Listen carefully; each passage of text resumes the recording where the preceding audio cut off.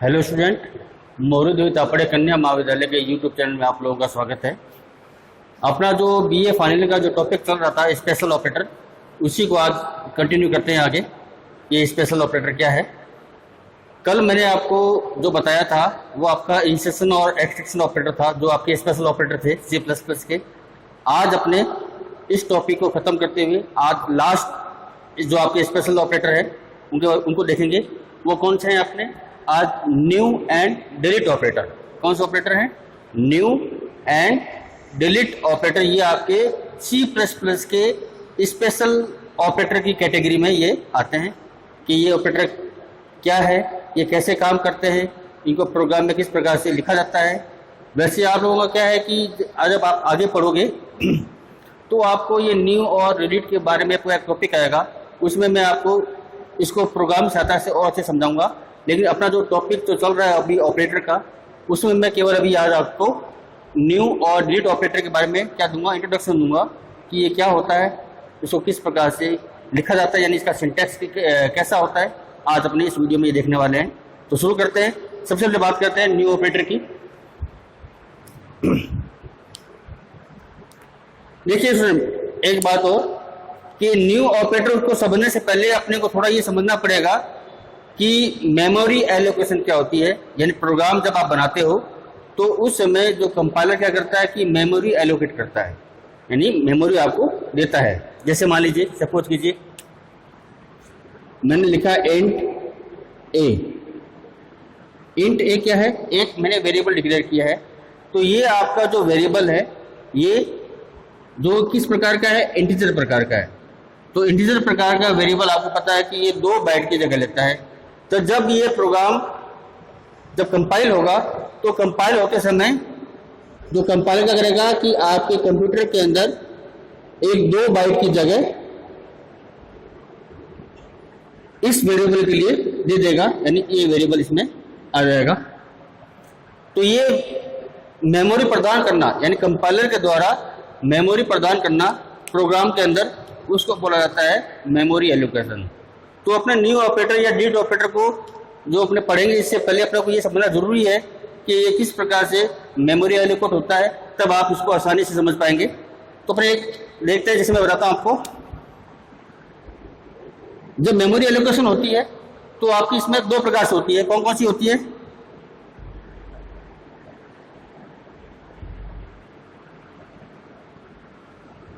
Memory allocation आपकी क्या होती है? 2 प्रकार से होती है।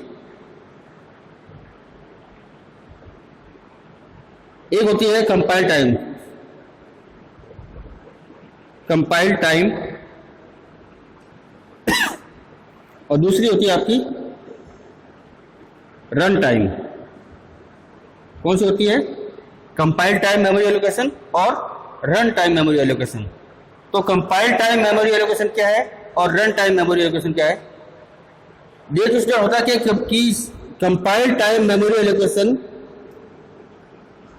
वह एलोकेशन कहलाती है जिसमें आप जब प्रोग्राम बनाते हैं, जैसे आप प्रोग्राम के स्टेटमेंट को लिख रहे हैं और लिखते समय आपने ये वेरिएबल मान लीजिए आपने डिक्लेयर कर दिया, तो डिक्लेयर करते ही तो क्या होगा कि जो आपका जो C++ का जो कंपाइलर है वो इसके लिए मेमोरी अपने आप ही एलोकेट कर देता है।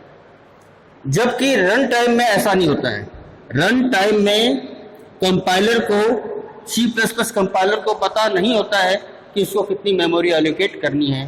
वो तब पता चलता है जब आप प्रोग्राम को रन करते हो। उस समय कंपाइलर को पता आता है कि इस वेरिएबल के लिए कि कितनी मेमोरी आपको एलोकेट करनी है। यहाँ तो क्या है? यहाँ तो साफ साफ लिखा हुआ है कि इंट ए यानी कि ये इंटीजर प्रकार का वेरिएबल है, इसको 2 बाइट की जगह चाहिए। तो ये कंपाइल टाइम में क्या होगा, जैसे आप प्रोग्राम लिखोगे तो इसके लिए मेमोरी एलोकेट आपकी हो जाएगी इस प्रकार से। लेकिन रन टाइम में क्या होता है कि कंपाइलर को खुद को पता नहीं होता है कि कौन से वेरिएबल के लिए आपको कितनी मेमोरी चाहिए। वो तब पता चलता है जब आप प्रोग्राम को रन करते हैं। तो इसमें ये चीज तो आप समझ में आई कि कंपाइल टाइम क्या होता है और रन टाइम मेमोरी एलोकेशन क्या होती है। इसमें एक बात और है कि जो कंपाइल टाइम मेमोरी होती है वो आपकी होती है स्टैटिक प्रकार की। कौन सी होती है? स्टैटिक प्रकार की होती है। स्टैटिक मेमोरी कैसी होती है? स्टैटिक मेमोरी वो होती है कि जब उस मेमोरी की आवश्यकता हो तो वो उपस्थित हो जाती है, और जब उसकी मेमोरी की आवश्यकता नहीं होती है वो अपने आप वहाँ से क्या होती है, हट जाती है, यानी वहाँ से अपने आप चली जाती है, फ्री हो जाती है, यानी डीएलोकेट हो जाती है। तो ये इसको बोला जाता है स्टैटिक मेमोरी बोलते हैं। लेकिन जब आप रन टाइम के अंदर कोई वेरिएबल डिक्लेयर करते हो तो उसमें जो मेमोरी काम आती है वो काम आती है आपकी डायनेमिक। कौन सी मेमोरी काम आती है आपकी? डायनेमिक प्रकार की मेमोरी होती है। डायनेमिक मेमोरी वो होती है जो आपकी क्या रहती है, हमेशा बनी रहती है, यानी आपकी स्थिर रहती है। यानी जब इसका मान लीजिए इस मेमोरी का उपयोग हो भी गया है तो भी क्या होती है, वो अपने आप हटती नहीं है, वो अपने आप डी एलोकेट नहीं होती है, अपने आप फ्री नहीं होती है। इसको क्या करना पड़ता है कि बाद में इस डिलीट ऑपरेटर के द्वारा आपको उसको हटाना पड़ता है। जो आपका जो आपका डिलीट ऑपरेटर है इसको क्या होगा, आपका इसको हटाना पड़ेगा, यानी डायनेमिक प्रकार की मेमोरी को वहां से फ्री करना पड़ेगा, डी एलोकेट करना पड़ेगा। तो ये ऑपरेटर क्या काम आता है कि आपकी डायनेमिक प्रकार की मेमोरी को एलोकेट करता है। जबकि न्यू ऑपरेटर है, न्यू ऑपरेटर क्या है कि न्यू ऑपरेटर रन टाइम के अंदर क्या करता है, रन टाइम के अंदर आपकी एक डायनेमिक प्रकार की मेमोरी एलोकेट करता है। और वो क्या होती है, मेमोरी आपकी हमेशा फिक्स मेमोरी होती है। और क्या होता है कि इसको हटाने के लिए आपको डिलीट ऑपरेटर का प्रयोग करना पड़ेगा। डिलीट ऑपरेटर या न्यू ऑपरेटर, इनके लिए कोई स्पेसिफाई कोई सिंबल नहीं है, इनका नाम ही क्या, इनका सिंबल है। इसके लिए जैसे मान लीजिए आपने अर्थमेटिक ऑपरेटर पढ़ा तो उसमें क्या था कि प्लस माइनस गुणा, ये भाग और मॉडुलस ये था, ये इनके लिए क्या पर्टिकुलर सिंबल्स बने हुए थे। जैसे आपके लॉजिकल भी थे, रिलेशनल भी थे, उन सबके लिए क्या था कि आपके पर्टिकुलर कोई ना कोई सिंबल उनके लिए बनाया हुआ था। लेकिन न्यू ऑपरेटर और डिलीट ऑपरेटर इनके लिए कोई सिंबल नहीं है। ये क्या है, अपने नाम ही के साथ उपयोग में आते हैं, यानी इनका नाम ही क्या है, इनका एक सिंबल है। तो न्यू ऑपरेटर क्या करता है कि जब आप किसी प्रोग्राम के अंदर न्यू ऑपरेटर के द्वारा कोई वेरिएबल डिक्लेयर करते हो तो वो डायनेमिक प्रकार की मेमोरी लेता है, और उसका उपयोग होने के बाद में फिर डिलीट ऑपरेटर के द्वारा उस मेमोरी को वहां से डी एलोकेट किया जाता है। न्यू ऑपरेटर क्या करता है कि हमेशा न्यू ऑपरेटर के लिए आपको पॉइंटर की आवश्यकता होती है। क्या आवश्यकता होती है? पॉइंटर। पॉइंटर क्या होता है कि मैं आपको इसके बारे में आपको विस्तार से आगे और बताऊंगा जब आपका जो पॉइंटर टॉपिक आएगा। मैं थोड़ा बहुत इसको बता देता हूं कि पॉइंटर क्या होता है। पॉइंटर एक ऐसा विशेष प्रकार का यूजर डिफाइंड डाटा टाइप है जो क्या करता है कि किसी दूसरे वेरिएबल का एड्रेस अपने अंदर स्टोर रखता है। यानी जैसे मान लीजिए ये वेरिएबल है जो मैंने डिक्लेयर किया है इंट, ये इंट प्रकार का आपका वेरिएबल है। ये आपका इसका ये 2 बार की जगह लेता है, इसका नाम क्या है, ए है।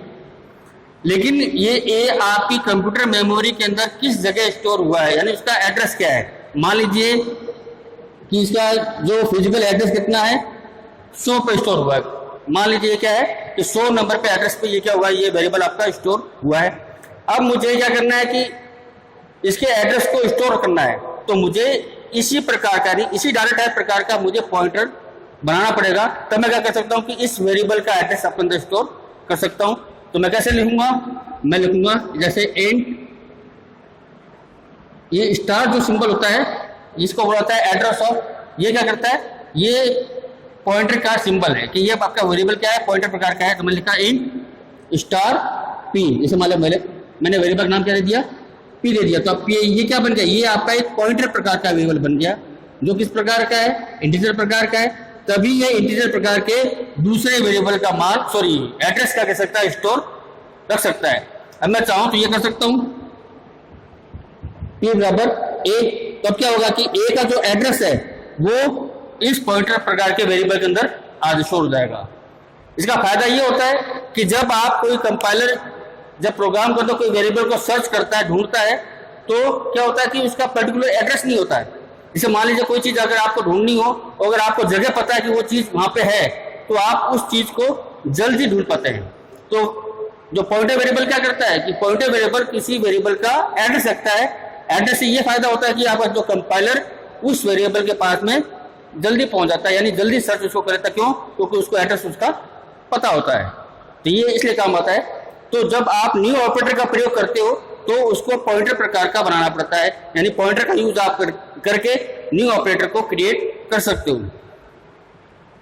अब देखते हैं कि न्यू ऑपरेटर का जो अपने क्या नाम है, किस प्रकार से इसका प्रयोग करते हैं या इसको प्रोग्राम में किस प्रकार से लिखते हैं, इसका सिंटैक्स क्या होता है। तो इसके लिए क्या होगा, इसके लिए सबसे पहले आपको लिखना पड़ेगा, पहले बनाना पड़ेगा पॉइंटर, जैसे मैंने बनाया जैसे इंट प्रकार का, और ये सिंबल लगा दिया मैंने पॉइंटर का स्टार, और पी मैंने मान लीजिए नाम दे दिया पी। अब मैं क्या करता हूं, मैंने लिखा पी बराबर न्यू, न्यू आपका नाम को लिखा जाएगा न्यू, ये आपका ऑपरेटर है न्यू। अब मैंने लिख दिया इंट, मैंने क्या लिख दिया इंट। तो इसका मतलब क्या हुआ कि ये आपका जो इंटीजर प्रकार का जो वेरिएबल बना है, जो न्यू ऑपरेटर के द्वारा बना है, अब ये आपकी डायनेमिक प्रकार की मेमोरी लेगा, यानी अब ये रन टाइम में ये मेमोरी एलोकेट करेगा। कंपाइलर को भी पता नहीं है कि कितनी मेमोरी लेगा, लेकिन जब आप प्रोग्राम को रन करोगे तब कंपाइलर को पता चलेगा कि इसके लिए कितनी मेमोरी एलोकेट करनी है। तो ये आपका न्यू प्रकार का वेरिएबल आपका बन गया। न्यू ऑपरेटर का प्रयोग करते हुए ये आपने इंटीजर प्रकार का वेरिएबल आपने बना लिया।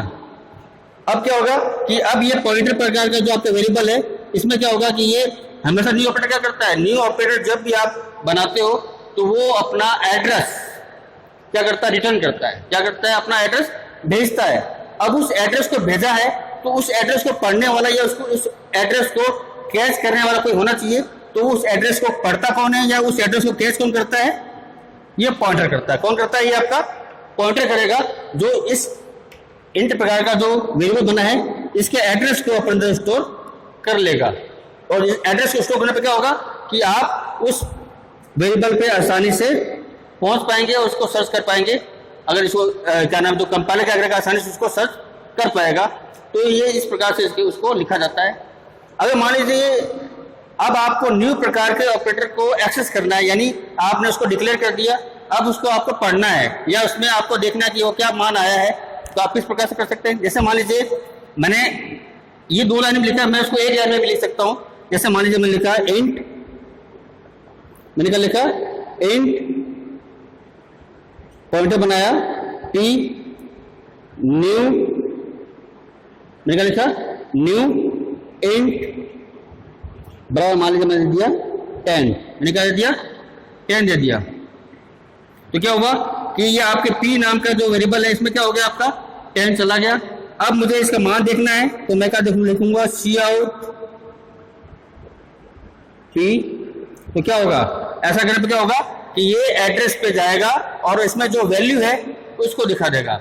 पॉइंटर वेरिएबल हमेशा एड्रेस को स्टोर रखता है, उसकी वैल्यू को स्टोर नहीं करता। जब आप एड्रेस पे पहुंच जाओगे तो वहां पर जो भी आपका चीज पड़ी आप उसको एक्सेस कर पाओगे। तो पॉइंटर क्या करता है कि हमेशा एड्रेस को स्टोर रखता है, ना कि किसी वेरिएबल के वैल्यू को स्टोर करता है। तो ये क्या करेगा, एड्रेस पर जाएगा। किसके एड्रेस पर जाएगा, इस इंट नाम के वेरिएबल के एड्रेस पर जाएगा और वहां से जो भी वैल्यू है उसको एक्सेस कर लेगा। यानी इसमें कितना मान दिया हुआ है 10, तो उसको क्या कर देगा, एक्सेस करके आपको दिखा देगा। तो ये न्यू ऑपरेटर क्या करता है कि रन टाइम के अंदर एक डायनेमिक प्रकार की मेमोरी एलोकेट करता है। और जब ये मेमोरी आपकी बन जाती है, जैसे मान लीजिए मेमोरी आपकी हार्ड डिस्क है, हार्ड डिस्क में ये मेमोरी आपके लिए इस न्यू ऑपरेटर के द्वारा क्या होगी, क्रिएट हो गई। न्यू ऑपरेटर के द्वारा क्या होगी, मेमोरी क्रिएट हो चुकी है।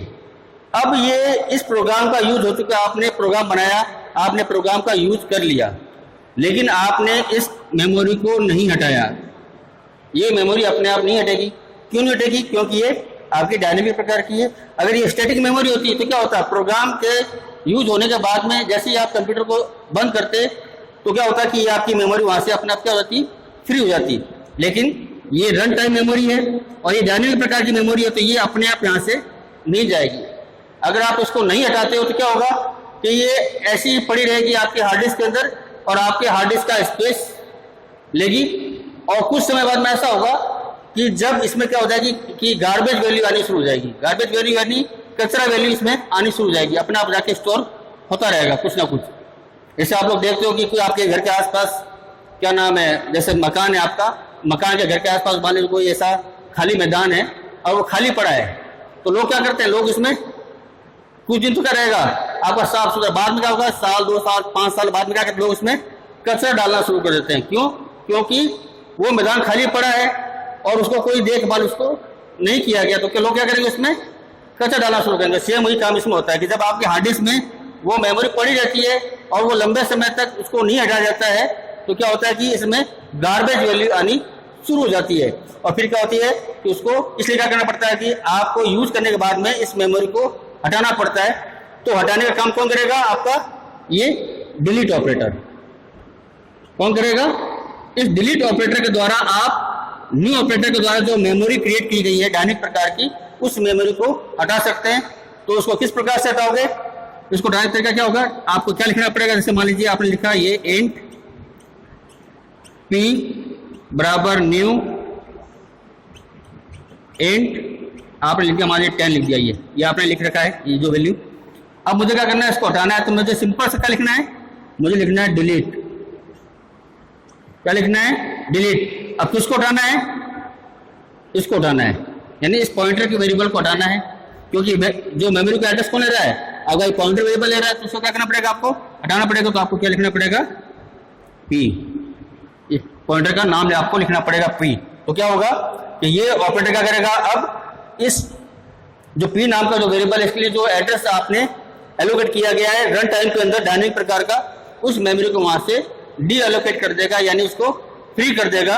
तो ये आज का टॉपिक था जिसमें मैंने आपको बताया कि न्यू ऑपरेटर क्या होता है और डिलीट ऑपरेटर क्या होता है, इसका प्रोग्राम में क्या यूज है और ये प्रोग्राम में किस प्रकार से उपयोग में आते हैं, इसको सिंटैक्स क्या होता है, इसको किस प्रकार से एक्सेस किया जाता है। इसके बारे में जो न्यू और डिलीट ऑपरेटर के बारे में जो प्रोग्राम है, मैं जब आपका जो ये मेन टॉपिक आपका आगे आएगा, मुझे ये आपका क्या एक टॉपिक आएगा आगे, इसमें आपके न्यू और डिलीट ऑपरेटर के बारे में पूरा एक चैप्टर होगा, उस समय मैं आपको और विस्तार से प्रोग्राम के द्वारा से मैं आपको समझाऊंगा। तो आज के वीडियो में इतना ही। इस वीडियो से मुझे कोई भी क्वेरी हो तो आप मुझे कमेंट बॉक्स में कमेंट करके क्वेरी कर सकते हैं, मैं आपकी क्वेरी का जवाब जरूर दूंगा। अगर वीडियो आपको पसंद आया तो इसको लाइक और शेयर जरूर करें। धन्यवाद।